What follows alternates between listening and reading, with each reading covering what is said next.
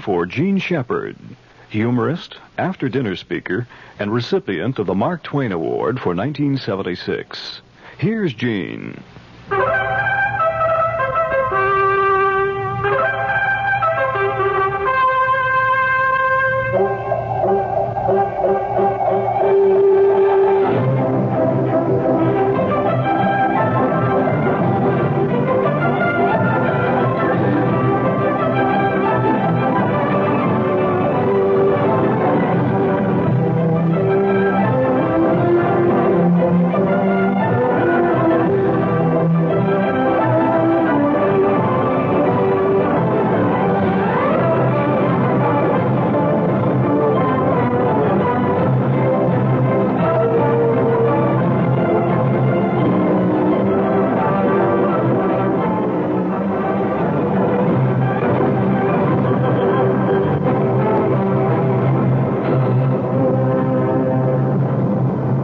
Tonight's show is as full of evil as the Black Pit.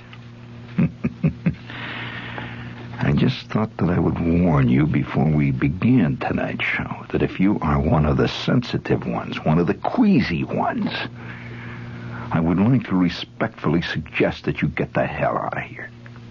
You have no business here. Hear what I said?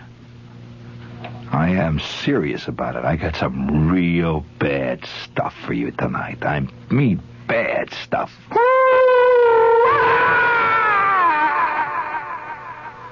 Just want to clear the clinkers out here and get ready. I mean, if you're a banshee, by God, you've got to know how to be one. Just sitting here, see, contemplating the infinite. Contemplating the evil that lurks in the hearts of men. And you can find it in the most inconsequential, the most innocent-looking packages. For example, I'm sitting there reading one of my favorite journals, the London Observer, which I always read, of course. And there's a little picture here. You see this guy standing there dressed as a Napoleonic soldier? This is in the paper. This is the kind of stuff that's going on. Listen to this. It says, again, in the Observer, it says, we drove out to Waterloo for old time's sake and ran into Norbert Brassin, 65, a one-time mechanic, now a full-time collector of Napoleonica. He has thousands of volumes on the Emperor. His family owns a restaurant allegedly built from the relics of the battlefield. Brassin produced a cardboard box full of malodorous bones, which he claims his ancestors collected after the battle. He takes out his box of bones once in a while and sits there and enjoys them like any other relic. Malodorous.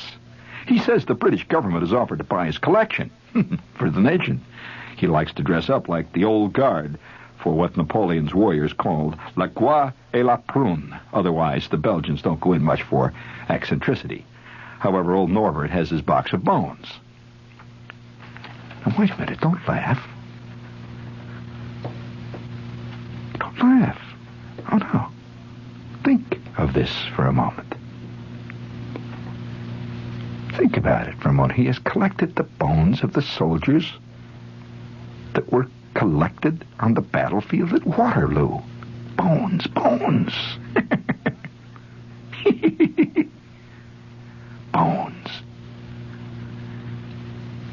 Have you ever run into anything like that? Have you ever personally ever run into a collector of,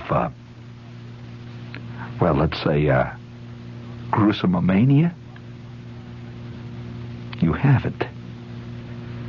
I have. My God, what I have seen. What I have seen. I shouldn't even tell you. In fact, this doesn't really surprise me at all, because I one time had the first time I actually ran into a thing like this, I was about, 9. I'm going to warn you, it is a story that is liable to cause you to get up and jump up and run out and into the john to retch for about a half an hour. I'm just warning you. I don't want you to write back to there, Mr. Shepard. That story was in bad taste. My cat was sick for a week after he... I'm sorry, madam. I'm warning you. You must have fiber of steel to listen to this story. It's a sickening story. Oh, no, I shouldn't. Yes, you want to hear it? All right. I'm about 9, see? And, you never know what are contained in people's lives. And you walk past these guys' houses, and you look, and it looks like a house. You see a fern in a window, and you see a swing out on the porch. And you figure, it's just a plain ordinary house. These people are just walking around, making sandwiches, eating peanut butter, and watching TV and stuff. Don't you believe it? There's more than meets the eye. Norbert's sitting there dribbling those bones over his head, cackling. That's just scratching the surface. I'm about 9, see? I was about 9, I guess, yeah. And I was going to the Warren G. Harding School. Now, this is a time when you're made out of tinfoil, you can be bent in any direction. Now, had I not seen this, had I not had this experience, I could very easily have been one of those nice, warm, smiley guys like Mike Douglas. Who really believes in Phyllis Diller and stuff like that. Really loves it. Oh, yeah. But I was changed forever that afternoon into a totally different guy. I'm about 9, see? And up to this time, the only thing I ever saw, the most exciting thing I ever saw was stuff like chocolate Easter bunnies, kind of stuff. Yeah. Once in a while you'd see a Raggedy Ann doll, Maybe you see an Airedale walking down the street, biting somebody. That's about it. That's about the extent of the horror in your life, Well, I'm walking home from school one day, and I am with Schwartz, and I am with Flick, and I am with Bruner. We're walking down the alley, as we often did, kicking a tin can along. We had these, kids invent games, continually inventing different games. They'll play the same game for about 3 days, and then they forget that one. They don't play that anymore. And they invent rules as they go along. And we had a game that involved carnation milk cans. The little milk cans? And we'd look in the garbage, we'd find a carnation milk can, and instantly we would stomp up and down on it, making it into a little ball of tin, just stamp it around, and it becomes like a tin puck is what it becomes. Real sharp puck. And instantly we divide into teams, me and Schwartz, and then Flick and Bruner be on the other side, and we would kick this can down the alley towards home. It was a running game that had no defined goals. Except, you see, we had various goals that we went. If the guy that would kick it, let's say, into Mrs. Snyder's garbage can, if you could kick it in, it had a big concrete garbage can with a thing open there. If you kick it in there, that's 2 points. And then there would be a battle for that. Then somebody would fish it out, and you'd start kicking it forward again. The first guy, all little rules. So we're kicking this can down the street there, down the alley. We're kicking away there. And there's this kid with us named Jack Martin. Now, you don't hear me talk much about Martin on the show, because Martin was a sinister figure, in a way. He was a lone kid. He would sit in the corner, and never say much. He'd sit around and funny smile. So Jack Martin, Jack Martin is trailing along with us as we're kicking a can along there, see. Well, we come along past Martin's house. Each kid would, as he would hit his house, he would peel off, and the game would change. We'd get to Schwartz's house first, then Flick's house, then my house. After that would come Bruner's house. Each kid, sort of tails off. Well, here's Martin. See, we're going along. Martin's house is first. So we're kicking a can along. He's just with us. See, he's not part of the game. He's just with us. So we're kicking a can. And all of a sudden, Martin, without any cueing, says, "Hey, you guys want to come in? I'll show you something." I had never been in Martin's house. There's some kids that just are not part of the crowd. You don't go in his house or anything. You just know this kid. That's it. It's the first time he ever said this. "Hey, you guys want to come in? I'll show you something." My first impulse was say, kick the can. Schwartz says, "What?" Martin says, "Well, I'll show you when we get in." Flick says, "What are you going to show us?" Martin says, "Wouldn't you like to know?" That's a typical kid answer, Wouldn't you like to know? Flick says, no. He says, "Well, I'll show it to you if you come in." Well, Bruner says, "Let's go." Flick says, "Okay." I said, "All right." Schwartz said, "Is anybody home?" Martin says, No, my old man's at work. My mother's ain't home. Okay. So we go drifting through the backyard. First time I've ever been in Martin's backyard. We go drifting through the backyard, up the back steps. And Martin fishes over the top of the door and gets the key down. You know how they hide the key on the top? He opens the door, says, "Come on in, you guys." And he had his house was kind of dark, you know, with the shades pulled down. Some people live with the shades pulled down all the time, you know. Shades pulled down, you could smell. Every house I've ever been in has a distinctive smell of the family that lives in that house. I'm sorry, it does. And it's never changing. I can still smell what Schwartz's house smells like. The minute I walk in, that's the Schwartz smell. Funny smell, you know, it's the smell of that house. Doppler's house had another smell. Flick's house had a smell of 12,000 dogs. Yeah, everyone named Zero. He had dogs. That's just, every time, you know, I go past a place where I smell dogs, it's Flick, you know. Well, here I am in the Martin house. He has a funny smell. And the smell was a little bit like yeast. You know what yeast smells like? Yeast. It's Martin's house. We're in the kitchen now. It's dark. So Martin says, "You guys want anything to eat?" And he opens the refrigerator, a lot of stuff in the refrigerator. Flick says, "Yeah, what do you got?" He said, "I got some Cokes in there." So we're popping a Coke here. We're sitting there making a Cokes. And finally Schwartz says, "What are you going to show us?" Martin says, "I don't think I should." I said, "What do you mean you don't think you should? You got us in here because you're going to show us the stuff." "I don't think so." And Brutus says, "Oh, come on. Will you? You get us in the house here. What are you trying to do?" Martin says, "Well, I don't think I should. Belongs to my dad." "Oh, that's something else." And Flick says, "Belongs to your dad. What is it?" I said, "I don't know. I don't know whether I should show it to you." Flick says, come on. By this time, you know, we're all sitting there. Yeah, what is it, say? He says, "Well, look, you promise you won't tell nobody about this. And I'm going to tell you something, friend. This is the first time I have ever told this story, I will guarantee. In fact, I was not even reminded of any of this stuff. I sort of blocked it out in my head until I ran across this thing with Norbert, with the bones of the Napoleonic soldiers, and malodorous bones at that."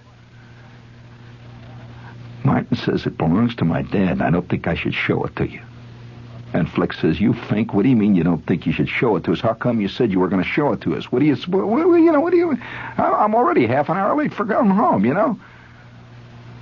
Martin says, "Look, don't tell anybody if I show you this." And Schwartz says, "Oh, don't worry. And at that point, all of us, he says, "Come on down to the basement." All of us went down into Martin's basement. Now, his basement was the first one I saw like this. His basement was done up. It was finished. It had a playroom down there and all that stuff, you know. The basement I lived in, where our house was, had a bunch of old Allstate tires piled up to the ceiling, you know, and a lot of old pieces of angle iron and stuff down there, and a lot of wheels and junk, and a washing machine and stuff. But his basement had linoleum on the floor, and it had wood around the walls, and it had a pool table. It's the first time. It was a whole new thing. Seeing folks, "Hey, look at a pool table there." And with that, Martin says, "Don't touch him, my man. My old man gets real mad if you play pool on it." He says, "Because, you know, he really gets mad. Don't mess around with it." He says, "I want to show you what he's got." And so we go past the pool table. I can still see the scene. I did not have any idea what I was about to see. And Martin says, "Now, don't tell anybody about this. Don't tell anybody." And he opens this cabinet, which is on the side of the wall. And in the cabinet were these pool cues. These pool cues are all sitting there, see? And in the cabinet were some shelves right under the pool cues.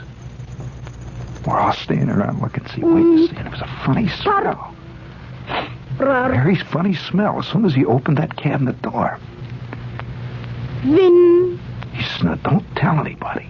Car. And he had a Prince Albert can. one of these pound cans. You know how they're red? Prince Albert. There's a picture of Prince Albert on the side. Have you seen them? The Prince Albert tobacco cans. It was on the shelf. He says, this is my old man's. Man, if he sees me showing you this, he's really going to skin me alive, man. He takes out the Prince Albert can, and he carries it over to the pool table. Puts it on the pool table. And says, now look, after I show you this, don't mention it to anybody. And I can only show it to you for a couple of seconds, and we got to get out of here. Because if he finds me messing with this, it's all over. So we're all hanging over the pool table. And he says, look, he takes the top off. And we all peer in. He's got this yellow light bulb lit over our head. In the can is a wad of cotton. He says, now watch, look at this. He takes the cotton off, and there inside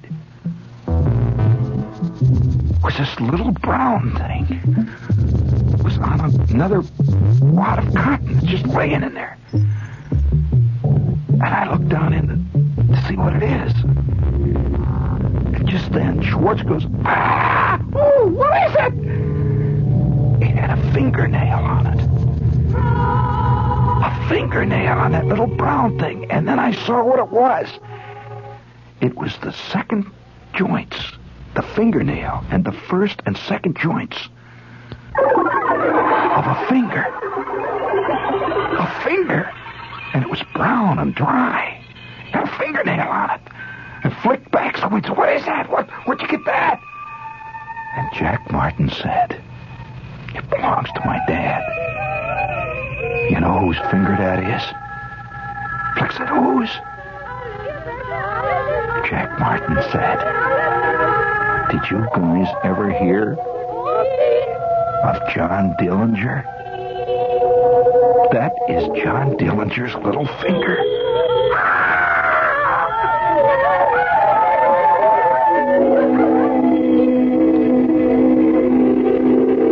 Schwartz and John Dillinger's little finger. What do you mean? Where did you get? Where'd your dad get that? My dad was in the next block when Dillinger was shot. And he ran down there and saw all this stuff going on and all these people, and he saw it was Dillinger. And this is what he got.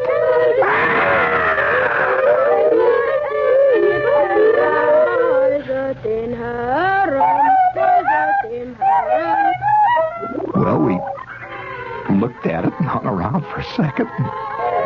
Martin put the top back on and stuck it back in the cabinet. We went back upstairs, and not one of us said a word.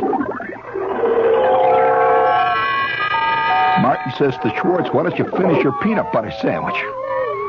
Schwartz says, well, I'm going to have supper pretty soon. I'm going to have supper pretty soon, and, you know.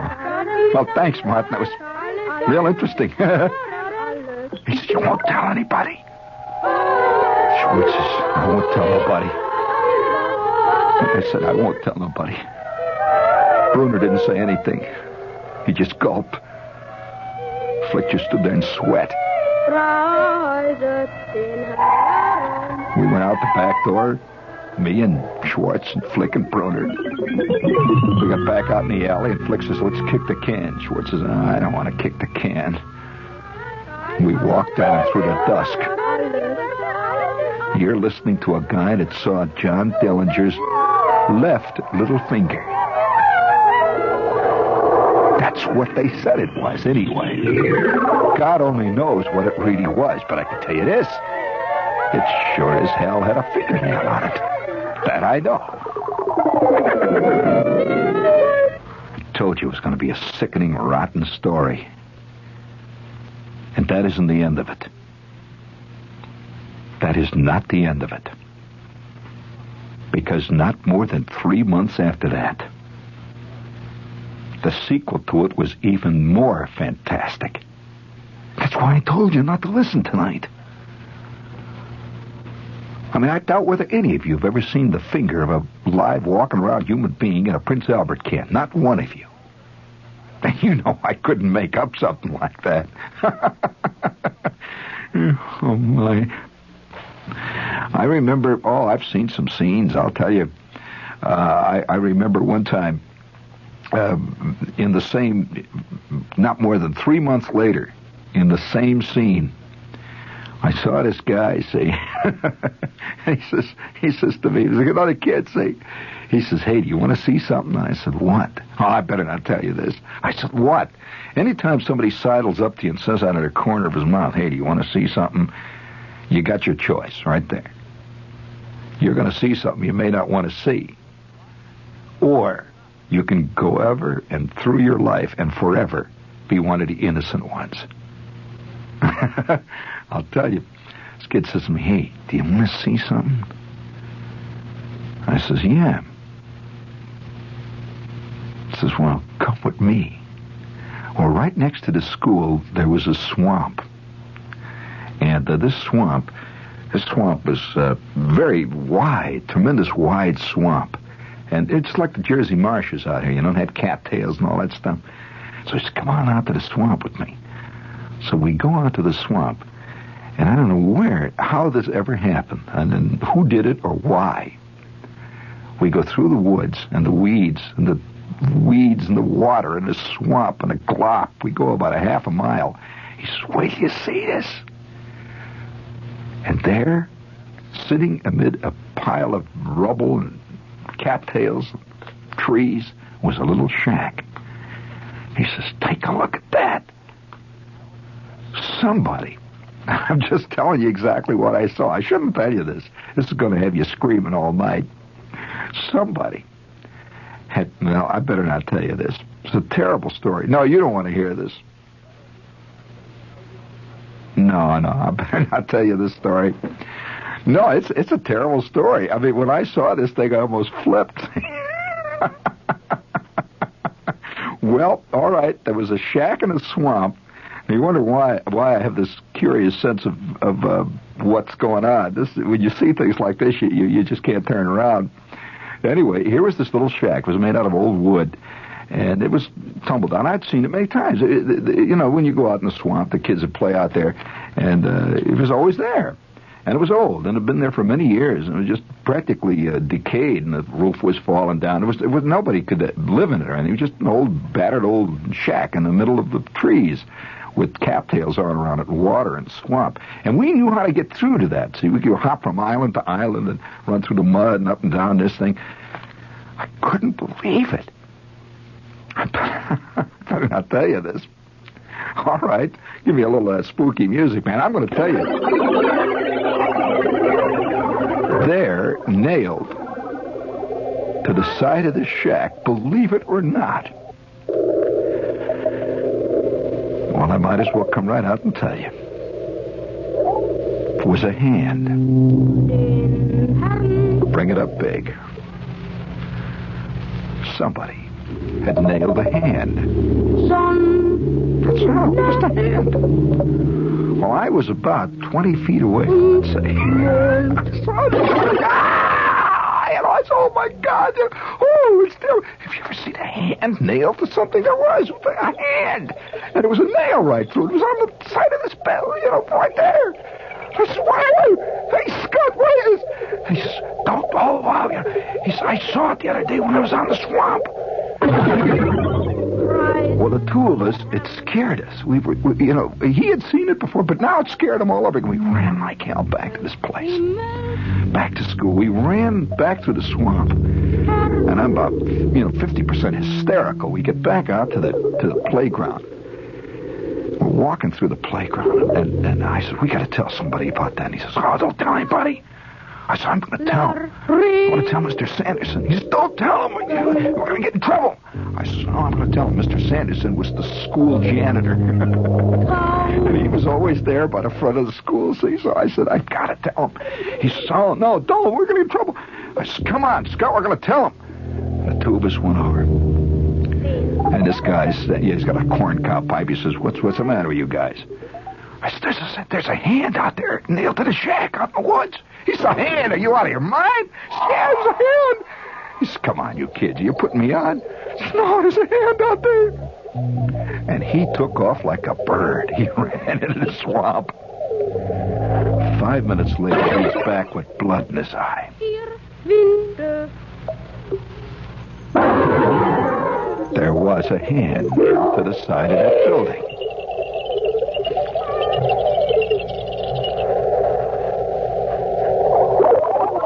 I'm not going to tell you the rest of it.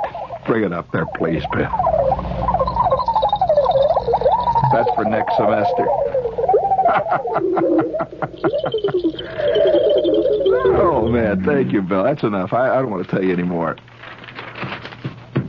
Okay? Now, you wanted to hear the end, didn't you? Of course. Now, what if I told you I got 5 years? I spent them in the Michigan City pen, huh? Would you accept that? Yeah, you probably would. That's the trouble. Yeah, then I'd have to, of course, then immediately 5 agents would call me up and try to get me folk singing gigs. But, nevertheless, the sequel to this is insane. We were called up to Miss Norton's office. She was the principal. And me and this kid and Mr. Simonson, Sanderson, rather, all of us are, he drags us in there. And he says, tell her. And so we told her we saw his hand. He says, yeah, there's a hand out there. She's a hand out there in the swamp? And this became, incidentally, quite a cause célèbre. So at that point, she says, I'm going to call the police. So she did. And about 20 minutes later, and we're sitting in the office waiting to see what, is going to happen. The police came. They went out there. This police sergeant came back. His face is as red as a beet. Somebody had nailed a glove to the side of the wall. And all of us had seen, every one of us had seen a hand when we went out there. It was the swamp. It was being out there in the woods with the snakes. It was being out there with the cattails, with the wind blowing, and the spooky sounds going through the trees. It was just out there and began to rot your head. I saw a hand. I swear it was a hand. Mr. Sanderson saw a hand. Everybody saw a hand. Except the police sergeant. He saw a plain, ordinary work glove. It was kind of white, a glove. Somebody had nailed it there. But I want to tell you this. You see a hand, a glove nailed to the side of a building, man, and that'll scare you. Speaking of scary moments, I am going to be... Let's see, I've got to find it here. Or should we save this for... No, let's give it a little... All right, listen, I'm going to... No, we'll save this for next week. I think the grotesque is always just on the edge of our subconscious. And it is. There's no question about it. That what is it in us that makes us want to get scared? People love horror stories. And why? You'd think they wouldn't like them. But it's evil. It's like the time all of us, me and Flick and Schwartz, creeped up to this house one day. And these people were having a seance. You ever seen a seance from the outside? With the red light hanging over the table and all these people sitting around the table with their hands on this table. And one of the people, this lady, sort of an old lady, was leaning back in her chair. And her mouth was open and she was making these strange screaming sounds.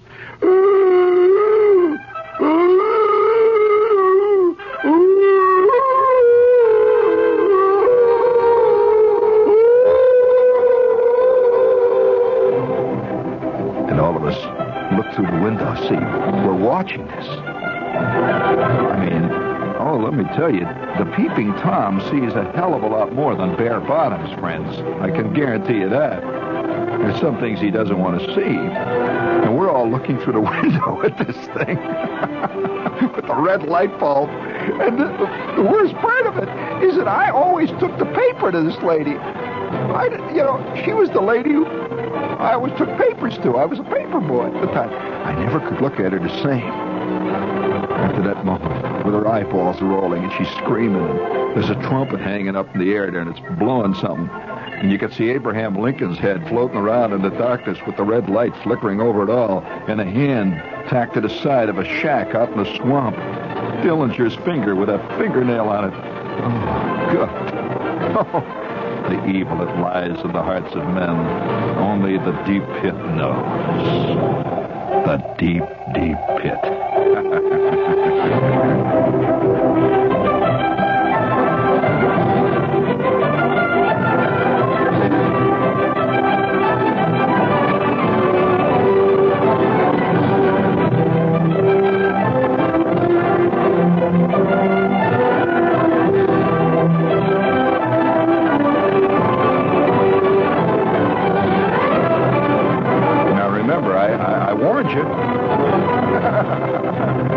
told you. I told you it was going to be bad news.